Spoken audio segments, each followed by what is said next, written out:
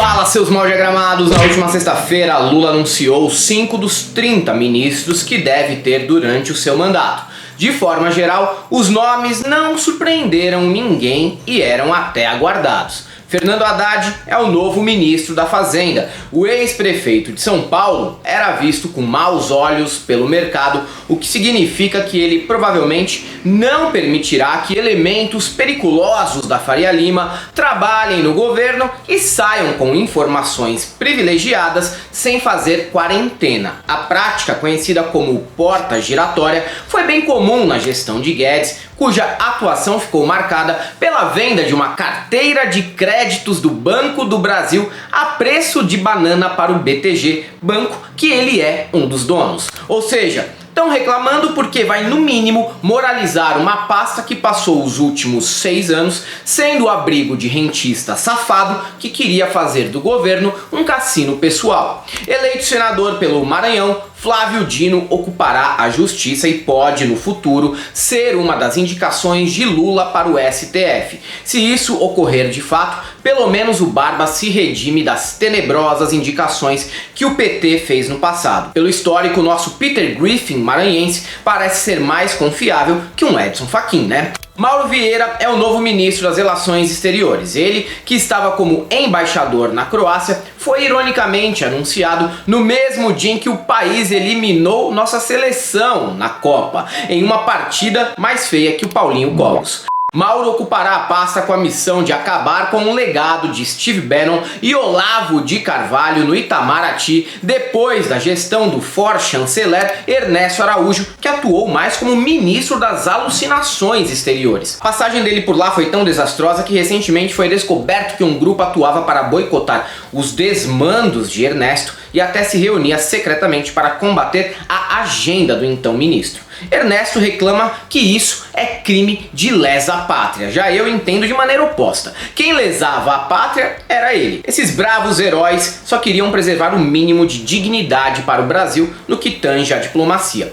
Ex-governador da Bahia, Rui Costa, irá para a Casa Civil no lugar de Ciro Tic-Tac Nogueira, que não teve suas mensagens respondidas por Lula no Zap e ficará na oposição chorando em posição fetal. Mas essa posição vai durar no máximo uns 2 meses. Pode anotar que ele vai ser base aliada do Lula também. Embora tenha muitas críticas a Rui, fico aliviado por ele não ter sido indicado para a justiça. O povo baiano sabe que não seria interessante esse ex-governador ter ingerência sobre as Forças Armadas. Por outro lado, e para o nosso azar, o ministro da Defesa também é um dos nomes mais questionáveis dessa primeira leva de ministros de Lula. Trata-se de José Múcio Monteiro, ou apenas Múcio para os mais íntimos. Recifense, foi prefeito de Formoso, deputado por 5 mandatos, base aliada de Lula no passado e indicado ao TCU pelo então presidente. Apesar disso, Múcio, enquanto ministro do TCU, foi um dos articuladores do farsesco relatório que apontava pedaladas fiscais no governo Dilma e que culminou no golpe que a presidenta sofreu. O presidente do TCU, Haroldo Cedras, e o relator da matéria, José Múcio, entregaram o parecer a Renan Calheiros.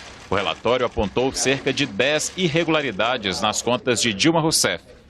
Ah, mas Helder, veja só, uma coalizão, frente ampla, é estabelecida com o apoio de ex-desafetos e Múcio não é o primeiro e nem será o último a ter esse perfil no novo governo. Eu sei disso. Tebet mesmo apoiou o golpe. O PSOL foi apoiador da Lava Jato junto com a Rede, que hoje em dia pleiteia a volta de Marina Silva como ministra do Meio Ambiente, a mesma que acusou o PT de fazer uma campanha suja contra ela em 2014. Tudo certo, se eles superaram as rusgas do passado, quem sou eu para julgar, não é mesmo? Mas falando sério, uma coisa é reatar com gente honrada como a Marina Silva, outra é escalar um ministro que foi da Arena, do PTB, elogiado pelo Mourão para uma pasta problemática como a da Defesa. Isso porque estamos diante do governo mais militarizado desde o fim da ditadura, com ministros que são generais da ativa e da reserva e mais 8.000 milicos espalhados por carguinhos em diversas áreas. Não só isso. parte das Forças Armadas pensou sim em dar um golpe para manter o mito no poder e só não concretizou esse desejo porque não houve aceno nenhum da comunidade internacional. E vocês sabem, e eles também, não se toma o poder com o auxílio da Cássia Kiss e do Maurício Matar. Por conta disso, o mínimo que se espera é que o novo governo julgue esses conspiradores de merda e não cometa o mesmo erro de anistiar quem é traidor da pátria e entreguista. Mas pelas primeiras declarações de Múcio como ministro, tudo indica que mais uma vez esses safardanas ficarão impunes. Em uma entrevista à Globo News, Múcio comentou que gosta muito do Bolsonaro, mas o problema são os bolsonaristas. Ok, até existe diferença entre eles, que é a mesma diferença entre pobre e rico que apoia o Jair. Um lado leva vantagem com o atual governo e a outra parte leva no rabo e ainda adora. Mas comparar o Bolsonaro aos Beatles e dizer que o que estraga são os fãs é indefensável, até porque o Jair tá mais para a capital inicial, onde a banda e os fãs são problemáticos na mesma medida. Ele também disse que Jair é um democrata. Eu não sei o conceito que ele tem sobre democracia, mas parece bastante distorcido e único. É uma volta ao passado? Não, é uma volta ao que sempre foi nas Forças Armadas. A despolitização e mais, a despartidarização das Forças Armadas é uma coisa absolutamente necessária para o país. Múcio ainda foi questionado sobre a politização das Forças Armadas e disse que existe uma parte que apoia o Jair e outra parte que apoia o Lula. Essa parte progressista, digamos assim, nunca foi vista em público. Já notaram? Estranho, não é mesmo? E ainda confirmou que se a gente tiver um golpe, não sabe como vai ser. Como assim, se? O que espero de um ministro da Defesa é que seja taxativo e diga que não vai ter golpe nenhum e que, se alguém tentar, vai em cana. Simples. Entendo que é preciso ser polido e político para não melindrar os alecrins dourados do exército. Mas tudo tem limite também. Ao menos falou que Jair deixou as digitais nos atos antidemocráticos, que é pra lá de óbvio, e surpreendentemente comentou que a abolição foi uma farsa e que é vergonhoso que 33 milhões de pessoas passem fome no país. Um posicionamento inesperado para quem participou da ditadura. É o famoso fascista antifascista. Quem fez o estímulo a atos antidemocráticos, quem começa a história toda e quem alimenta essa história toda foi justamente Bolsonaro. Não, ele hoje colocou a digital, né? Hoje. Sim. Por enquanto a gente não podia dizer, tá por trás. Pois não, são os caminhoneiros, são os donos de empresa de transporte, é o pessoal do agro, né? Hoje, o presidente falou. Tem quem acredite também que essa nomeação foi estratégica para acalmar os ânimos e não criar ainda mais atrito com os militares, e que Lula poderá punir os golpistas no futuro, quando tiver com mais credibilidade no cargo. Pode ser. Não é uma versão descartável, mas ainda assim, a presença de Múcio na defesa, garantindo anistia até para o Jair, é bastante incômoda.